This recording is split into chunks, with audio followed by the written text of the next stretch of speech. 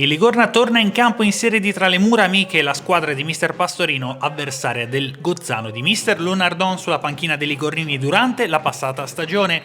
Biancazzurri quinti nel girone A e reduci dalla brillante vittoria per 0-2 sul Chieri, rossoblù all'11° posto e reduci dalla vittoria casalinga contro la Vogherese.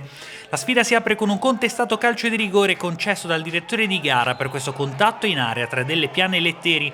Rossoblù che hanno dunque la possibilità di portarsi in vantaggio già al 13° trovando la rete su calcio di rigore da parte di Pluvio, che non sbaglia dal dischetto.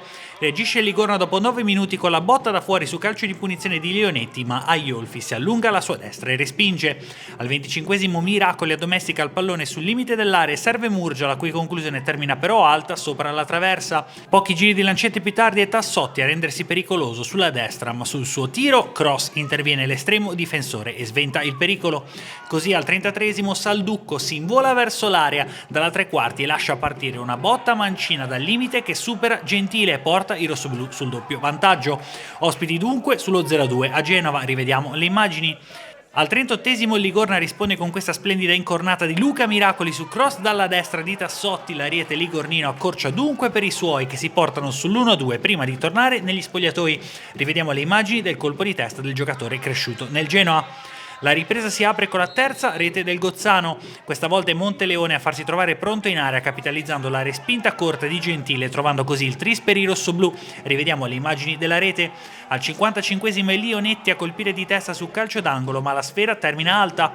Lo stesso centrocampista tenta l'incursione in area su splendido cross dalla sinistra del neoentrato Di Stefano, ma il Tapin dà solo l'illusione del gol sul secondo palo. Ancora Gozzano al 67° con Lischetti che si invola verso Gentile, il quale però si fa trovare pronto e respinge. E ancora Leonetti a trovare il tempo su calcio d'angolo al 69°, ma la sua conclusione di testa termina alta. Pochi istanti più tardi il Gozzano trova la quarta rete con Fragomeni abile a capitalizzare l'ottimo gioco in area da parte di Letteri, superando Gentile dal cuore dell'area e trovando così la rete dell'1-4. Rivediamo le immagini. All'80° è Di Stefano a provare a ispirare il Ligorna prima con l'assist per Leonetti su cui si attiva Aiolfi e poi con la conclusione da fuori 2 minuti più tardi che però termina alta sopra la traversa. L'ultimo tentativo è biancazzurro con il colpo di testa di Cericola che però non impensierisce il portiere. Il Gozzano espugna così il campo del Ligorna, gioco partita incontro ai rossoblù.